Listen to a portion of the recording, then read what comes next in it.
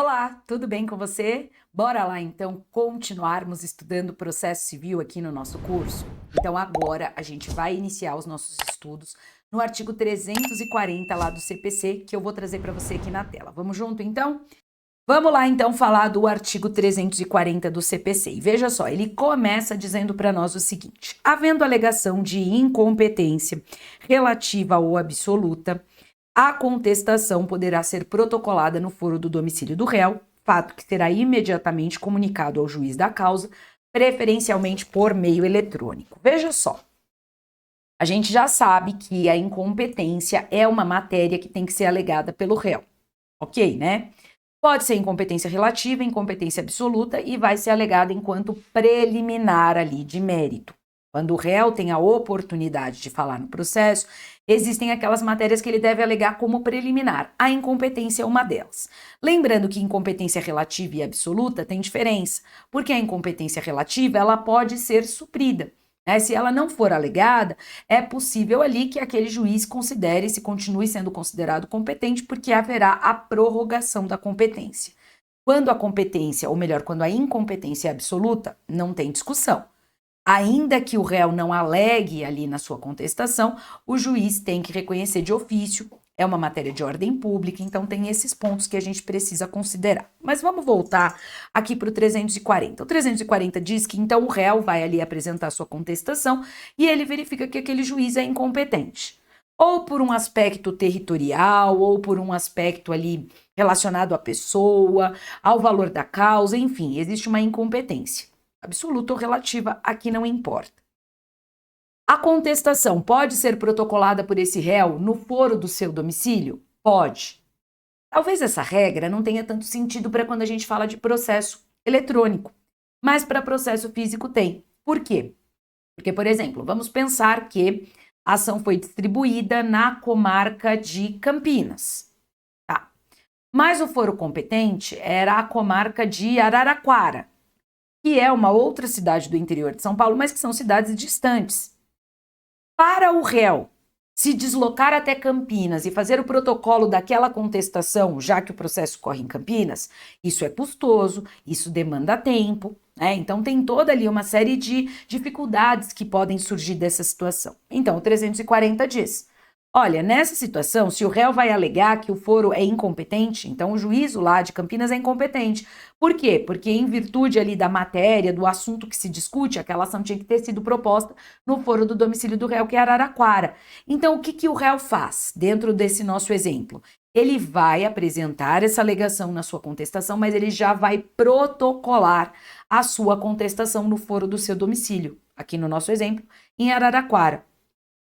Esse fato tem que ser imediatamente comunicado ao juízo de Campinas, tá? Preferencialmente por meio eletrônico, tome cuidado com isso.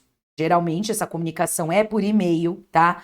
Não é obrigatória, é preferencialmente. Então, vou até destacar aqui no material, sabe que o detalhe importa muito, né? Então, preferencialmente por meio eletrônico, até para prezar pelo dinamismo, né? Pela necessidade de resolver logo aquilo e informar o juízo lá da comarca de origem do processo.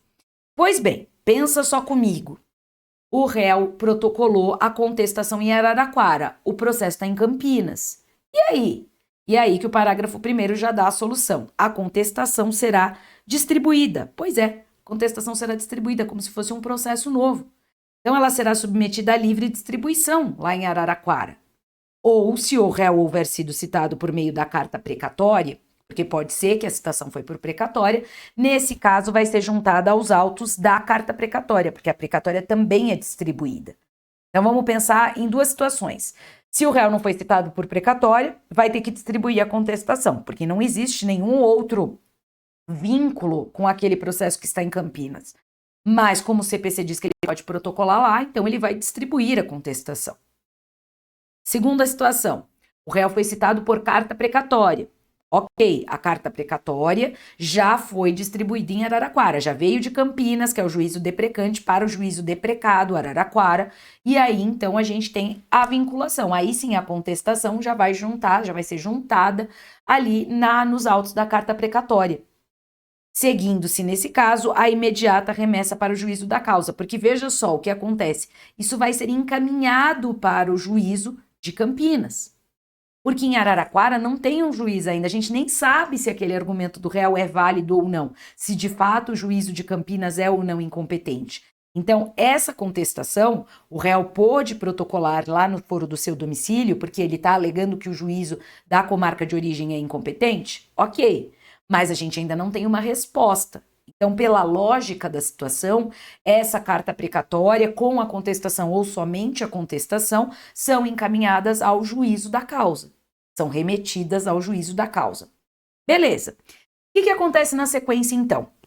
Foi reconhecida a competência do foro indicado pelo réu. Araraquara, portanto, ali é o juízo competente.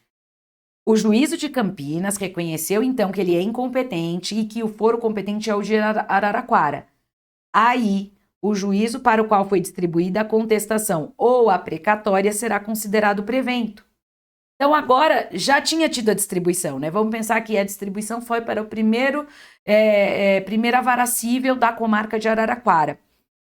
Ele não fez nada, ele só remeteu para Campinas. E aí, lá em Campinas, o juízo de Campinas, que é o juízo da causa, falou: realmente não sou eu, é o juízo de Araraquara.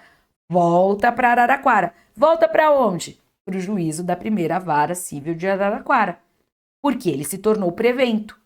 A prevenção nada mais é do que é o primeiro juízo que tem contato com o processo, ele passa a ter ali que se vincular, ele estará vinculado àquele processo, aquelas questões que envolvem aquele processo.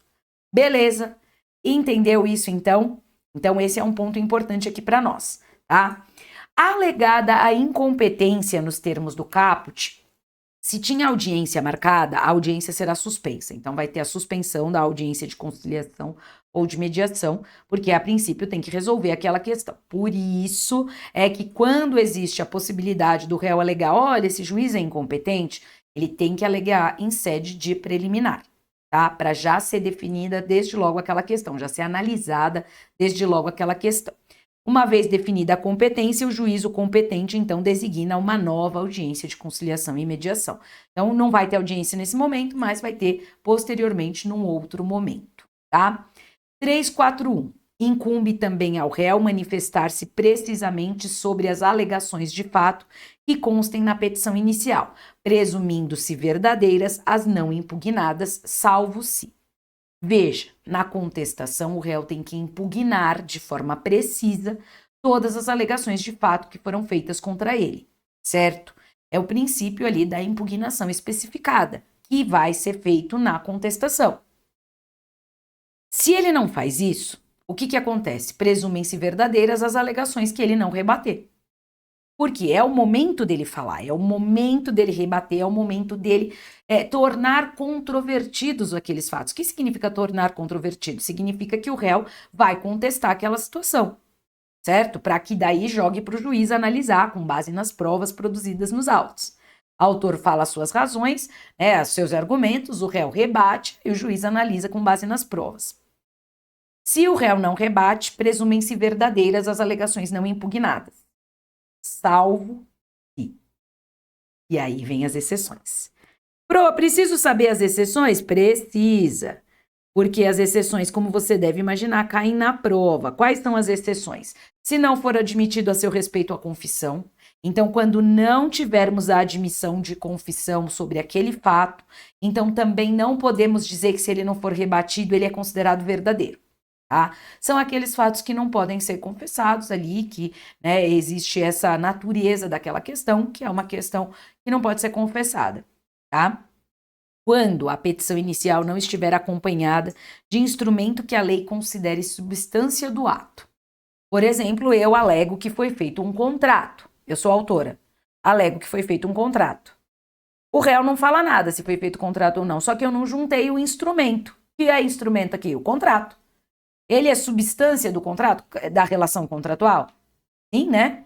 A menos que eu alegue desde logo que foi um contrato verbal, nas possibilidades que a lei diz que pode acontecer contratação verbal. Agora não, é da substância do ato, eu falo que houve uma contratação, cadê o instrumento? Nesse caso, ainda que o réu não rebata a inexistência de contrato e tudo mais, o juiz não vai admitir como verdadeiro essa alegação se não tiver o instrumento. Então, aqui é a situação que não tenha o instrumento. Quando os argumentos trazidos pelo autor, por si, já são considerados num conjunto como contraditórios com a defesa. Então, por exemplo, né? O autor alega que estava dirigindo um carro na noite do dia 7 de maio de um determinado ano e que houve uma colisão com o veículo do réu. O réu fala, eu não estava dirigindo no dia 7 de maio. Ou pensar outra coisa, não vai nem falar que não estava dirigindo. Ele fala assim, eu não estava nessa cidade no dia 7 de maio, tenho prova aqui que eu estava em outra cidade. Veja, ele precisa falar que ele não estava dirigindo aquele carro no dia 7 de maio? Não. Porque dentro de um conjunto, dentro de um contexto, já fica claro que se ele estava viajando, ele não estava dirigindo naquela cidade. Então, dentro do contexto, aqui já foram rebatidos os fatos. Ele não precisa necessariamente bater ponto por ponto. Então, cuidado com essas 3 situações, tá? Do 341.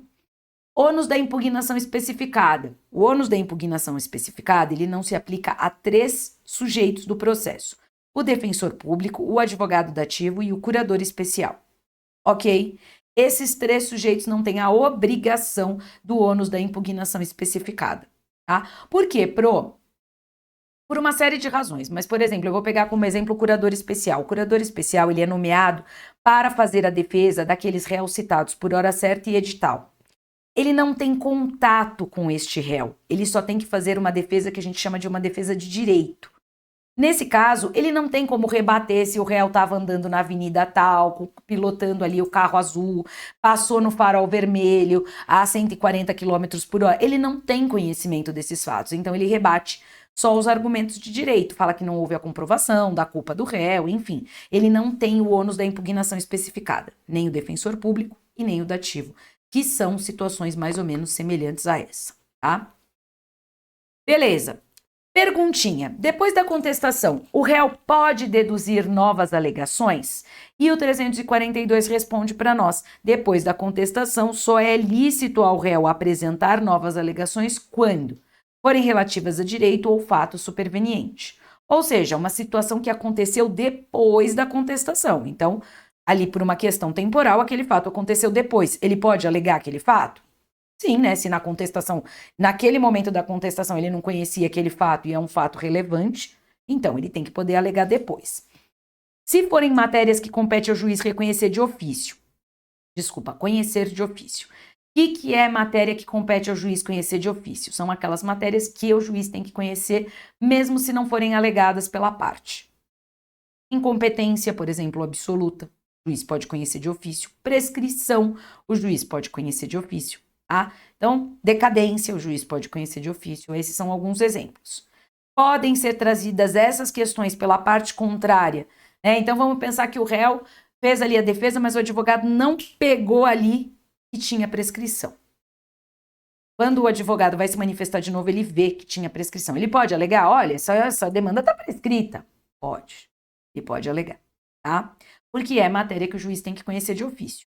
Quando por expressa autorização legal, puderem ser formuladas em qualquer tempo e grau de jurisdição. Existem alguns pontos que o próprio CPC diz que, em virtude de serem uma matéria muito importante, serem conteúdos muito importantes aí para o processo, podem ser alegados a qualquer momento, inclusive em qualquer grau de jurisdição. Pode ser que o processo esteja lá no STJ. Pode alegar aquele argumento? Pode. Certo? Então, por exemplo, coisa julgada. Coisa julgada é uma situação que pode ser alegada a qualquer tempo. Quando se verificar a presença de coisa julgada, o juiz não pode ali analisar aquela questão. Ainda que isso seja alegado lá no STJ, se der conta que era um processo que discute uma relação que já transitou em julgado, discutida num outro processo, então pode ser alegado também depois da contestação. Beleza? Revelia. Revelia é um assunto muito importante, porque veja só aqui comigo. Se o réu não contesta a ação, ele é considerado revel. Beleza. Consequência, presumem-se verdadeiras as alegações de fato formuladas pelo autor. A gente já viu. O réu não contesta a ação, ele é citado, ele não contesta a ação, revelia. Qual é a consequência da revelia? Que até eu vou anotar aqui. Essa é a consequência da revelia. Presumirem-se verdadeiras as alegações de fato, não são as de direito, as alegações de fato trazidas pelo autor.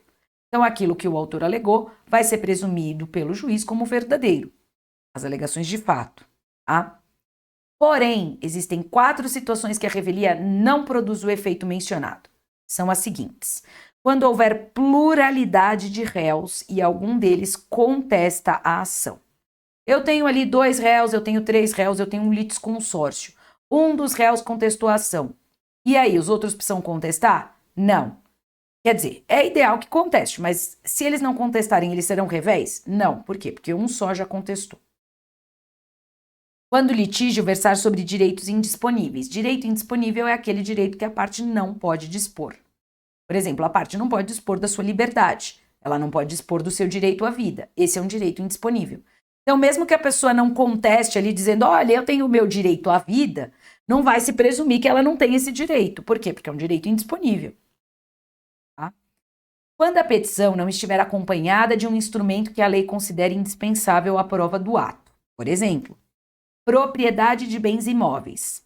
Propriedade de bens imóveis de um determinado valor, ela é feita através de quê? De um documento, de um instrumento que é a escritura pública. Se a pessoa promove uma ação alegando que ela é dona daquele imóvel e ela não junta a escritura, o réu, não rebatendo esse fato, presume-se então que o autor é proprietário? Não, por quê? Porque a petição inicial desse autor não acompanha o instrumento para demonstrar que ele é proprietário, que é a prova indispensável deste ato, ok? Quando as alegações de fato formuladas pelo autor forem inverossímeis ou estiverem em contradição com a prova constante nos autos. Então, quando as alegações de fato formuladas pelo autor forem inverossímeis, aquelas alegações que não dá para acreditar que aquilo é verdade, ou aquelas alegações são absurdas e estão inclusive contraditórias em relação à prova dos autos, a gente não tem revelia aqui, né? A gente pode ter revelia, a gente só não tem a consequência da revelia, ou seja, a presunção de que aquelas alegações feitas pelo autor são verdadeiras. Até porque se as alegações são inverossímeis ou estão em contradição, a gente sabe que não tem como presumir aquilo como verdadeiro, tá? Beleza. O 347 vai falar para nós sobre as providências que o juiz deve tomar após o prazo para contestação. Então, fim do prazo para contestação, o juiz tomará, conforme o caso, as providências preliminares que constam nesse capítulo. Aqui a gente vai iniciar uma nova etapa do processo, que é o saneamento. Então, a gente teve aqui petição inicial distribuída, juiz recebeu a inicial, mandou citar o réu, marcou aqui a audiência de conciliação e mediação, não teve acordo, então o réu contestou. E aí, depois da contestação, a gente vai ter essa etapa que é o saneamento. O saneamento é ali o momento em que o juiz vai verificar se ele tem que tomar providências preliminares, o que precisa ser feito para a gente seguir, se é necessário ou não seguir para a fase instrutória do processo. Só que antes disso, a gente pode ter algumas situações que a gente vai ver aqui, tá? Da não incidência dos efeitos da revelia. Se o réu não contesta a ação e o juiz verifica as circunstâncias lá do 344, como a gente viu, não tem os efeitos da revelia. Lembra? Não tem as consequências da revelia. Portanto, neste caso, é necessário aqui que o autor especifique as provas que pretende produzir, se não tiver ainda indicado. Então, o autor, ele tem ali que indicar suas provas e mesmo que o réu não tenha contestado, o autor vai ter que provar ali as suas alegações. Por quê? Porque não teve a presunção de veracidade das alegações feitas por ele, ou seja, ele tem que provar. O juiz não entendeu ainda que o que foi alegado pelo autor é verdadeiro e que a ação tem que ser procedente. Ainda paira uma dúvida, então o autor vai ter a oportunidade de produzir provas. 349. O réu, ele tem a possibilidade de produzir provas? E eu já respondo, sim.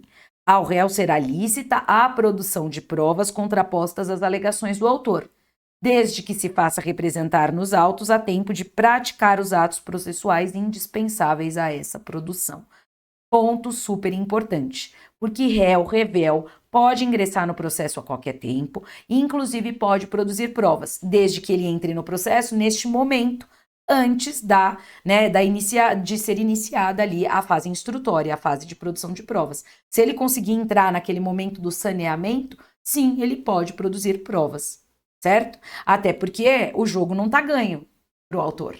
Se o jogo tivesse ganho para o autor, seria porque as alegações trazidas pelo autor seriam verdadeiras, né? E aí o juiz já tinha havido a revelia, consequência ali, a presunção de veracidade dos fatos trazidos pelo autor, não teria necessidade de partirmos para a fase instrutória. Só que não foi o que aconteceu. O juiz não acolheu ali ainda os argumentos do autor, certo? Então, o réu sim pode produzir provas, tá bom? Beleza.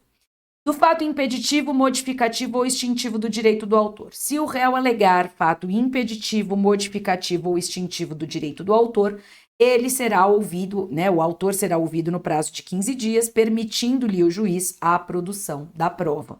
Tá? Então, se for alegado um fato impeditivo, modificativo ou extintivo do direito do autor, o autor vai ser ouvido, tá? Que é a réplica, é o momento em que o autor pode rebater o que o réu alegou, em 15 dias, inclusive sendo permitido pelo juiz que o autor produza provas sobre aqueles fatos trazidos ali pelo réu contra ali o direito do autor, tá? Esse é o ônus da prova do réu, é exatamente trazer fatos que de alguma forma impeçam, modifiquem ou extingam o direito do autor, beleza? Beleza. Sobre as alegações do réu, se o réu alegar qualquer das matérias lá do 337, o juiz determinará a oitiva do autor em 15 dias, permitindo-lhe a produção de provas. Matérias do 337 são as chamadas matérias que devem ser alegadas como preliminar de mérito. Então, o réu alegou essas matérias, o juiz, antes de decidir, tem que ouvir o autor em 15 dias, tá? Inclusive, abrindo a possibilidade de produção de provas. Sendo verificada a existência de irregularidades ou vícios sanáveis, o que o juiz deve fazer? O juiz deve determinar a correção desses vícios, presta atenção aqui, nunca num prazo superior a 30 dias, tá? 353, cumpridas as providências preliminares ou não havendo necessidade delas, o juiz proferirá julgamento conforme o estado do processo, observado o que dispõe no capítulo 10. Beleza? Do julgamento conforme o estado do processo. Aqui temos um ponto importante. Por quê? Diz aí o 354, trata os 354 das hipóteses de extinção do processo, ocorrendo qualquer das hipóteses previstas nos artigos 485, 487, incisos 2 e 3, o juiz proferirá sentença. Então, o juiz extingue o processo. 485, sem resolver o mérito. 487, resolvendo o mérito, tá? A gente vai ver isso lá para frente. A decisão a que se refere o caput pode dizer respeito a apenas parte do processo, caso em que será impugnável por agravo de instrumento. Ponto importante, o juiz decidiu apenas um ponto do processo. O autor faz vários pedidos ali. O autor ele quer se divorciar da parte ré, ele quer ficar com a guarda dos filhos, ele quer partilha de bens. O juiz só decidiu sobre o divórcio. Pois bem, o juiz decidiu sobre o divórcio, o que a gente vai ter aqui? A decisão só sobre o divórcio. Desta parte da decisão, que é um julgamento parcial de mérito, cabe o quê? Agravo de instrumento. Então, essa decisão prevista no caput, que se trata apenas de parte do processo, vai ser atacada pelo recurso do agravo. Por que não apelação? Porque para ser apelação, o juiz tem que decidir o processo por inteiro. Ou ele extingue por inteiro, sem resolver o mérito, nos termos do 485, ou ele extingue o processo resolvendo o mérito nos termos do 487. Se é esse ato que acabou com o processo por inteiro, analisando ou não o mérito, a gente tem uma sentença e da sentença cabe a apelação. Beleza? Não vamos nos esquecer disso, são hipóteses diferentes, tá? A gente vai voltar nisso quando a gente falar tanto da apelação quanto do agravo de instrumento e quando a gente for estudar a sentença dos termos do 485, do 487. Beleza. Julgamento antecipado de mérito. Quando eu tenho um julgamento antecipado de mérito? Em duas situações. Cuidado. O juiz julgará antecipadamente o mérito julgará antecipadamente o processo resolvendo o mérito. Quando? Não houver necessidade de produção de outras provas. Como assim não tem que produzir outras provas? Quando a gente já tem ali no processo, a gente diz que o processo está maduro para julgamento. O que é uma causa madura para julgamento? É uma causa que já tem ali as provas que o juiz precisa para resolver o mérito. É uma situação, por exemplo, que a gente tem quando só apenas prova documental está em jogo. A discussão diz respeito a uma prova documental, o juiz analisou aquelas provas documentais, concluiu pela procedência, pela improcedência, não sei, mas ele pode julgar antecipadamente o mérito, não há necessidade de produzir outras provas. Isso está relacionado à situação em que a gente fala que a causa está madura para julgamento. O que é maduro? Algo que está pronto, né? Ou na segunda situação, quando o réu for revel, não contestou. Ocorreu o efeito previsto no 344, ou seja, foram presumidas verdadeiras as alegações trazidas pelo autor, ocorreu os efeitos da revelia. E, além disso, não houve o requerimento de provas feito pelo réu lá do 349. Lembra que o réu pode produzir provas desde que ele se faça representar no processo a tempo de produzir essas provas. Não aconteceu isso. O réu foi revel, não ingressou no processo pedindo para produzir provas e houve os efeitos da revelia. O juiz, nesse caso, então, vai julgar o processo porque esta causa também está pronta para ser julgada. O juiz vai julgar apenas parte do mérito? Aqui não. As situações do 355, o juiz julga o mérito totalmente, tá? Procedente, improcedente, não sabemos, mas ele julga totalmente aqui o mérito. Dessa decisão proferida nos termos do 355, cabe o quê? Apelação. Beleza. E do 356? 356 é diferente, porque a gente está falando de um julgamento antecipado parcial de mérito. Nesses casos, o juiz decidirá parcialmente o mérito, quando um ou mais dos pedidos formulados ou parte deles mostrar-se incontroverso, estiver em condições de imediato julgamento nos termos do 355. Essa situação é semelhante à do artigo anterior, só que nesse caso a causa não está totalmente pronta para julgamento. Apenas parte dela, apenas um pedido ou parte do pedido é incontroverso, como no exemplo do divórcio, eu acabei de dar. Tudo bem? Autor e réu concordam que querem se divorciar, não concordam com quem vai ficar guarda. Então, nesse ponto, a gente tem um problema, uma controvérsia. O divórcio é incontroverso, então o juiz julga apenas a questão do divórcio. Ou quando está em condições de imediato julgamento, apenas um pedido ou parte dele, lá nos termos do 355. Beleza? A decisão que julgar parcialmente o mérito pode reconhecer a existência de uma obrigação líquida ou ilíquida. Obrigação ilíquida, o que acontece? Ela precisa ser liquidada. Então, o juiz condena ali o réu a pagar uma quantia que ainda não foi liquidada. Como que vai ser liquidada? A liquidação. Pode ser feita a liquidação da decisão. Então, aqui, a parte poderá liquidar ou executar desde logo a obrigação reconhecida na decisão que julgou parcialmente o mérito, independentemente de caução, ainda que haja recurso contra essa decisão. Então, a parte pode ter interposto ali agravo dessa decisão parcial e a outra parte já está ali promovendo a liquidação. Pode fazer isso? Pode. Tá? Na hipótese do parágrafo 2º, porém, se já houver trânsito em julgado dessa decisão, ou seja, não teve recurso, trânsito em julgado, aí a execução é definitiva. Beleza? Ok. Bom, pessoal, antes da gente seguir... vamos terminar aqui o 356. A liquidação e o cumprimento da decisão que julga parcialmente o mérito podem ser processadas em autos suplementares, a requerimento da própria parte ou a critério do juiz, ou seja, vai correr em paralelo essa liquidação. A decisão proferida com base nesse artigo, como eu já falei desde logo, é impugnável por agravo de instrumento. Beleza? Ok, agora sim. Então, agora eu vou fazer aqui uma pausa, tá? E aí eu volto para a gente continuar estudando a partir do artigo 357. É isso, eu te vejo em breve, então. Até lá!